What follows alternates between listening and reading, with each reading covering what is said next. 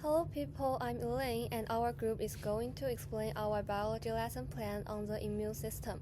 We are walking you through why we designed it this way, how it goes, and how literacy is built in.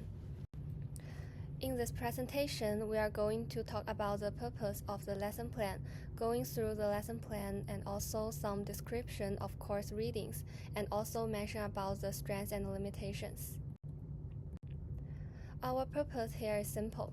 First, students should understand the way the immune system in the body handles or breaches in its line of defense.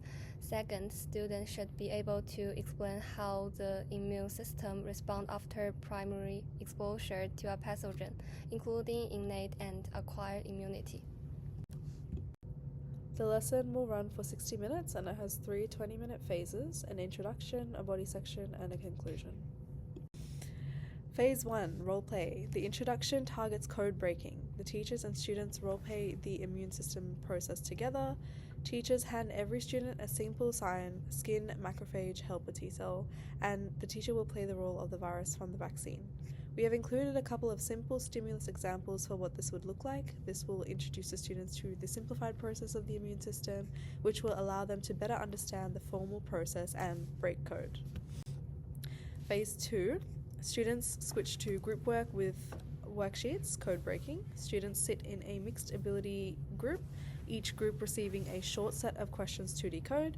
They might be definitions, word roots, and sequencing tasks about the immune response. Examples such as place these steps in order, antigen recognition, antigen body production, memory formation, etc. Students should answer in subject-specific language. While students are doing this group activity, the teacher should migrate from group to group, listen in, and answer questions that students asked. The rule for the students is to use scientific terms in speaking and writing in order to start incorporating that vocabulary as part of their code breaking. Phase 3. The teacher will show several short vaccine claims on the screen. They might include quotes, statistics, and meme-style pictures. Students will have to identify what the wrong part of these claims is and then use a quick guide sheet which has claim, what's missing, scientific response, and this is the structure they should answer in. Teachers at this point should move around and check if the students are using terms we learnt today, such as antibody, memory cell correlation. Also focus on the language students are using, check if they are using the scientific terms. Here we can see the class resources for Phase 1 and Phase 2, and here are the class resources for Phase 3. According to Pauline Gibbons, 2009, she points out the fact that ESL students often require 7 to 8 years to reach peer-level academic proficiency, which meant that the less personal, more abstract, more explicit, and more lexically dense academic language the subject requires may be much more difficult for them. Furthermore, Gibbons 2015 states that the students are most effectively pushed towards productive, self-efficient learning when they are in the zone of proximal development, where the students are challenged appropriately while given adequate support in the process. Proficiency in biology relies on successful mastery and adoption of the subject-specific language. In order to encourage incorporation of such language at a rate appropriate for all learners, we start by providing them with the support of explaining the process in a simple, easy-to-understand manner, and build on this to eventually incorporate this language into their vocabulary. Alternatively, the first phase, which is designed to target diverse and ASL learners, simplifies and explicitly explains the language, providing the teacher with the ability to support them potentially struggling students. According to Hammond, 2012, he argues that literacy is a mainstream issue and it's not just an English or language course issue. Hence, every content teacher must provide a high challenge with high support. It's a common experience that students coming out of a system are not able to apply scientific thinking processes in relation to critically analyzing science, despite strong teacher proficiency in content. Our approach recognizes literacy approaches in other subjects. We try to combat this by providing relevant examples for students to draw connections between literacy and science by debunking scientific claims that tend to run rampant in the online community. We mapped Luke and Freebody's 4 resources into our lesson plan: Code Breaker, Text Participant, Text User, and Text Analyst, and put them onto each state of our lesson. Our main focuses here are the code breaker and the text analyst. We attempted to address this by breaking down lexically dense language during the first and second phases and analyzing text position, purpose, and hidden agendas using the third phase. And then move to our strengths and limitations part. So one of the biggest strengths here is the authentic and engaging. The role play and the real vaccine activities in the lesson make science feel pretty real, especially to the students who's from grade 7 to 8. The authenticity boosts students' motivation and retention. In addition, the engagements support students a deeper understanding of the content we talk about. And second one is our lesson plan integrated critical literacy. So students are not just remember the terms, even the scientific terms. They critique flawed graphs and arguments. Also, they learn to separate correlation from causation and to demand evidence.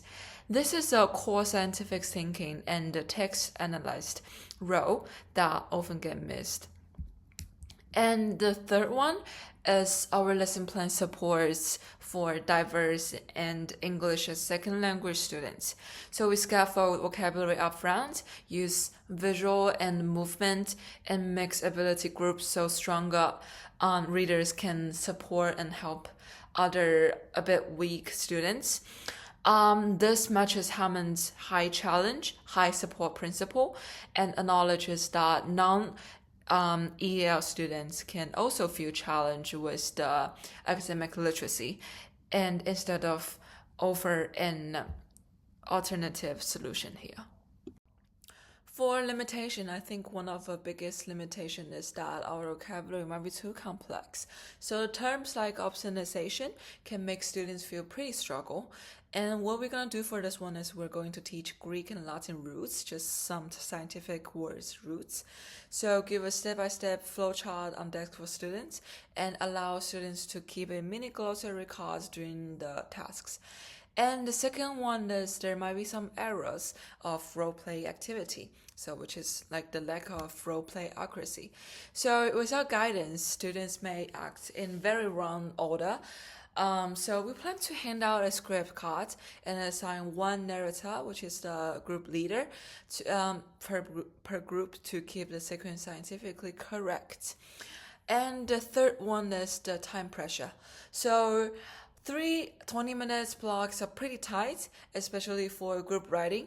So what we're gonna do for this one is we plan to record a short pre-lesson video and let students know some pre-knowledge for this lesson first, or split the summative assignment to next period, which will give more time for drafting and feedback. Also, it's a very good to recall knowledge in next period. In conclusion, we have put together a lesson plan that adequately addresses science outcomes and fundamental literacy needs. Using the course readings, we have identified key needs for the literacy-based outcomes, which we have attempted to focus on using 3 key phases: role-play, code breaking, and text analysis.